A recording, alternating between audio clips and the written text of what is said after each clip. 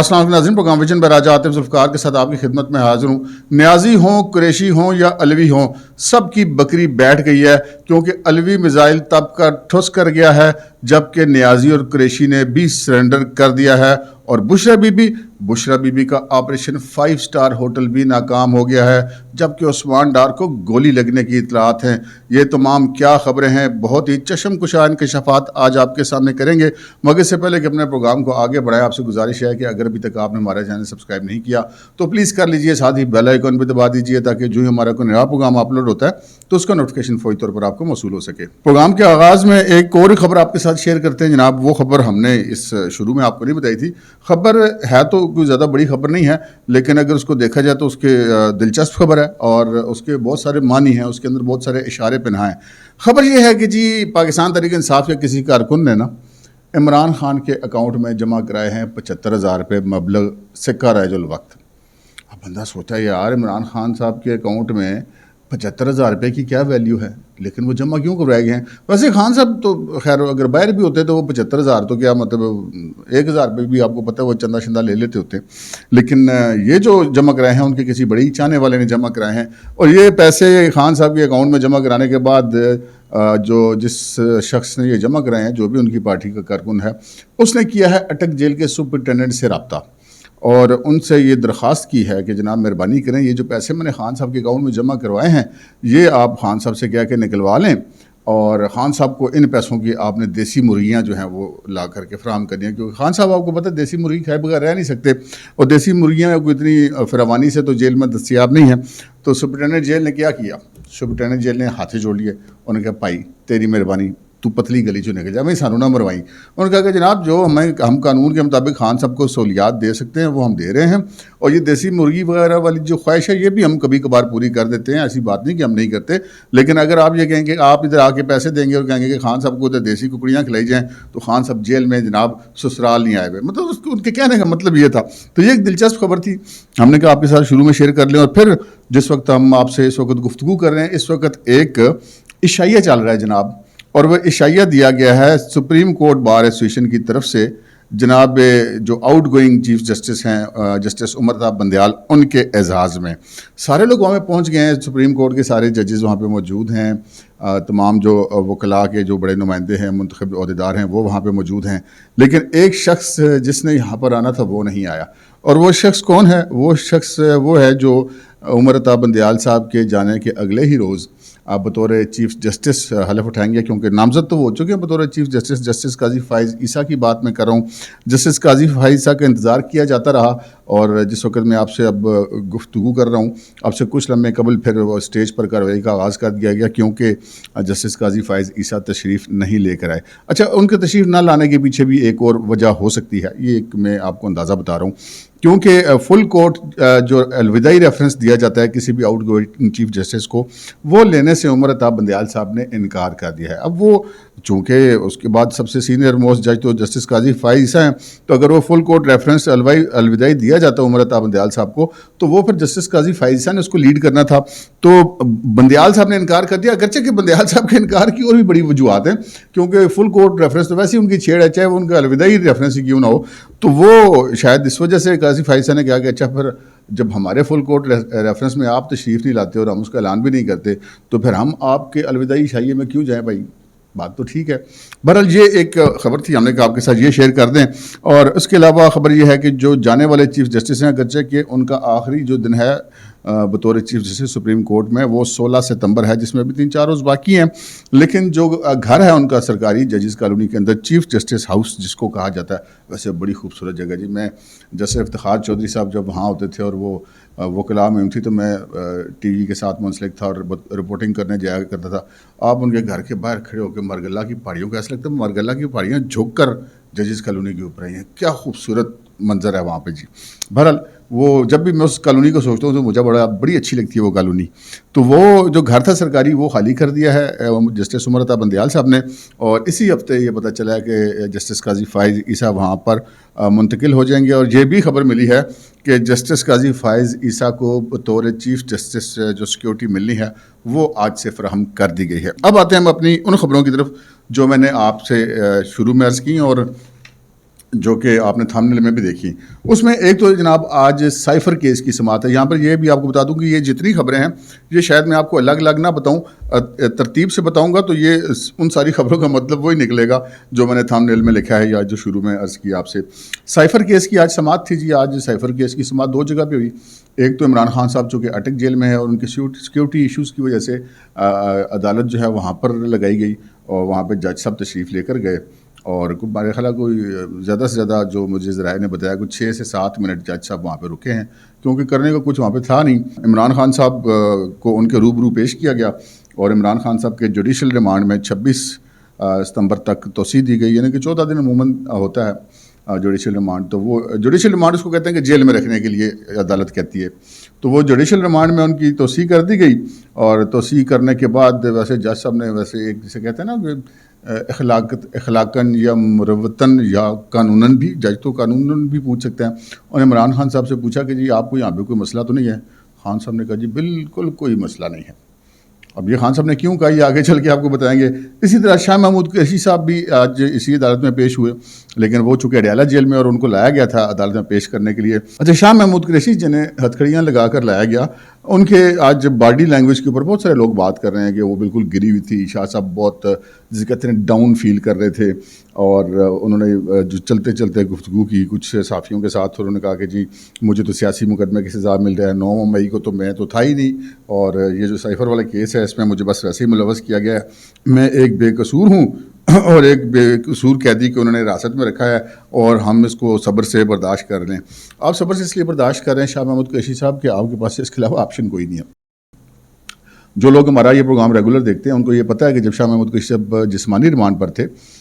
FIA کی حراست میں, تو ان کو بڑی سہولتیں وہاں پر دی گئی تھیں. ہم نے آپ کو اس وقت بھی بتایا تھا کہ شاہ محمود قریشی صاحب کو FIA کی حوالات میں نہیں رکھا گیا تھا. شاہ محمود قریشی صاحب کو جو FIA کی اکیڈمی ہیڈ کوارٹر کے اندر, اس کے اندر ایک ایئر کنڈیشن کمرے میں جہاں پہ ٹی وی AC ساری سہولتیں موجود تھیں, اور ان کو وہاں پر رکھا گیا تھا. اور ان سے کہا جا رہا تھا کہ شاہ صاحب تفتیش میں تعاون کریں, ہم نے بھی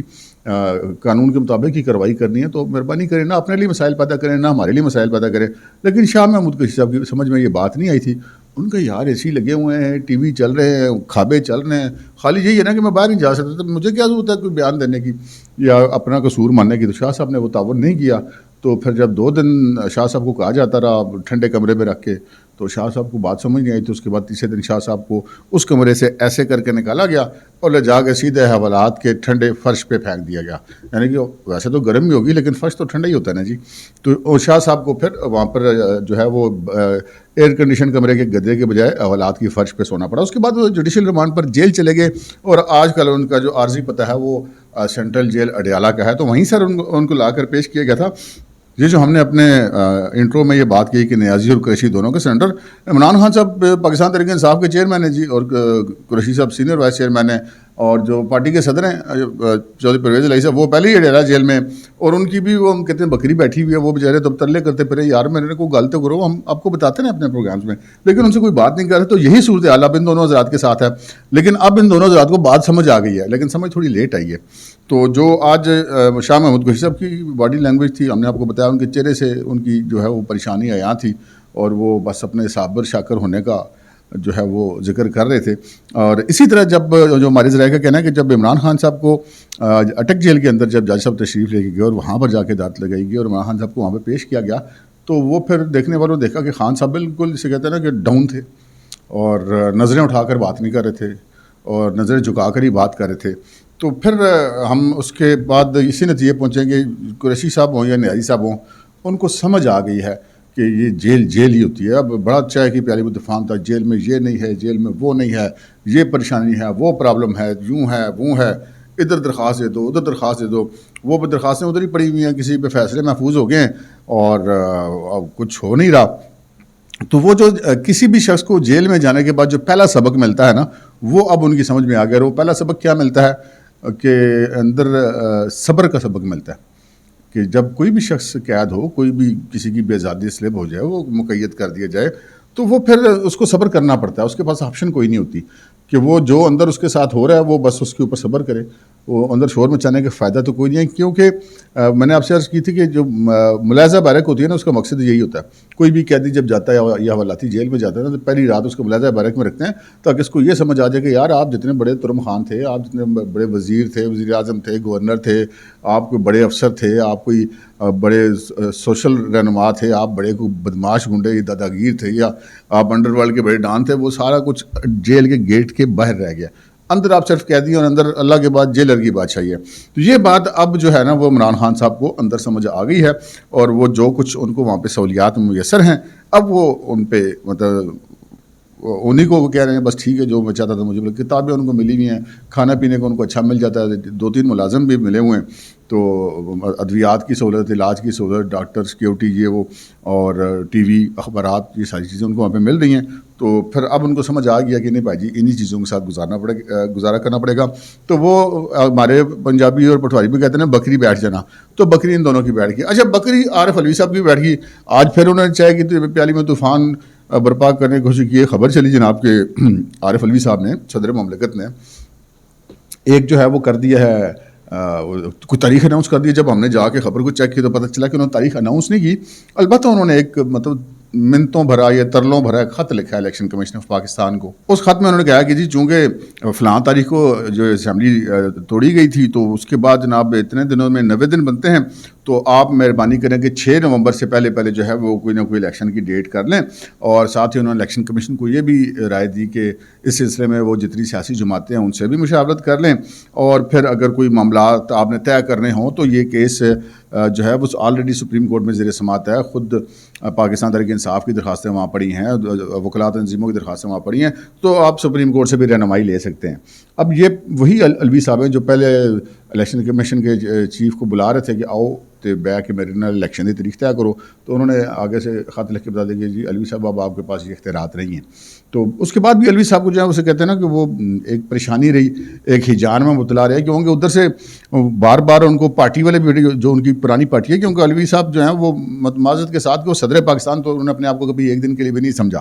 اور وہ عمران خان کی پارٹی کا کارکن ہی اپنے آپ کو سمجھتے رہے، اور اسی طرح وہ ایکٹ بھی کرتے رہے. ان کا پورا 5 سال کا کیریئر گوا ہے. تو وہ بار بار ان کو وہاں سے کہا جاتا تھا، کبھی پی ٹی آئی کی کور کمیٹی کے اجلاس میں صدر سے مطالبہ کر دیا جاتا تھا، کبھی بشرا بی بی ملنے آ جاتی تھی کہ جناب بھی کریں آپ، کبھی وہ وکلا جا کے ان سے کہتے تھے، کبھی P T I Imran Khan صاحب کے میسنجر جا کے کہتے تھے، کبھی عمران خان کی ہمشیرہ عمران خان کا رکا لے کے تحریری اٹیک جیل سے وہاں پہنچ جاتی تھی. تو علوی صاحب کو سمجھ نہیں آتی کہ کیا کریں. علوی صاحب نے تیاری پوری پکڑ لی تھی کہ بس اب میں اعلان کر دوں گا، ایک ہیجان برپا ہو جائے گا. خان صاحب کی تو پوری سیاست ہی وہ جو وہ ہیجان کی ہے، کیوس کی ہے، تو وہ ایک اور صحیح. تو وہ پھر پتہ لگ گیا کہ علوی صاحب اب کس چکر میں، اب ملک میں ہیجان کی تو گنجائش بالکل بھی نہیں ہے. معیشت ایک لمحے کا ہیجان ہوتا ہے تو اسٹاک مارکیٹ آپ کی گر جاتی ہے، ڈالر آپ کا چڑھ جاتا ہے، بیڑا غرق ہو جاتا ہے. تو اب وہ بھائی جی یہ فیصلے تو ہو چکے ہیں کہ یہ جان سے جان والا کام اب پاکستان میں کسی کو نہیں کرنے دینا.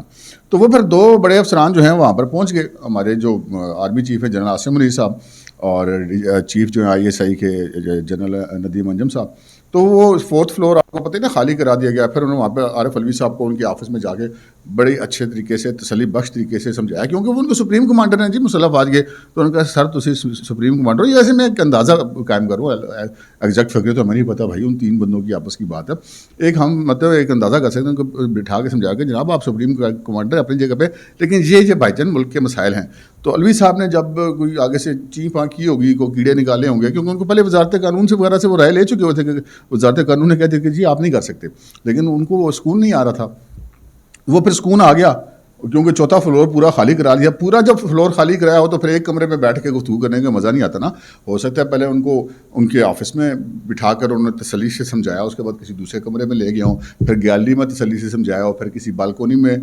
سمجھایا، پھر کسی ٹیرس میں سمجھایا، یعنی کہ پورا 4th فلور ہو سکتا ہے گھوم گھام کے سمجھایا ہو. تو بر علوی صاحب کو بات سمجھ میں آ گئی. اب جب سمجھ میں آ گئی تو وہ جائیں کدھر؟ اوپر سے جناب وہ کیا بشرا بی بی اور کیا کور کمیٹی اور کیا یہ سارے مطلب علوی صاحب کو رگڑا دے جا رہے ہیں کہ اعلان کرو اعلان کرو. علوی صاحب کیا کرتے ہیں؟ علوی صاحب نے پھر وہ کہتے ہیں تب کے ٹھس کر کے، جتنا ان کو رگڑا لگایا، جتنا ان کو گرم کیا، وہی پشاور کے تمنچے والی بات ہے کہ وہ بس تب کے ٹھس کر گیا. اب وہ ٹھوس کا اس طرح کر گیا کہ انہوں نے بس ایک ترلا بھرا خط لکھ دیا. ان کے سامنے بھی سچے ہو گئے، پی ٹی آئی والے کے سامنے بھی، دیکھیں جی میں تو یہی کر سکتا تھا تو میں نے یہ کر دیا. اور پھر اگلی کام کرنے کی ہمت نہیں پڑی، کیونکہ ان کو مطلب سمجھ تو آ گئی تھی نا بات ساری. تو وہ پھر جناب جسے کہتے ہیں نا کہ بکری بہ گئی. پھر अलवी साहब भी बकरी बह गई, खान साहब भी बह गई, कुरैशी साहब भी बह गई, परवेज़ लगी पहले ही बैठी हुई है। तो अब ये बकरी खड़ी नहीं हो सकती। अब उस खबर की तरफ चलते हैं, बड़ी दिलचस्प है।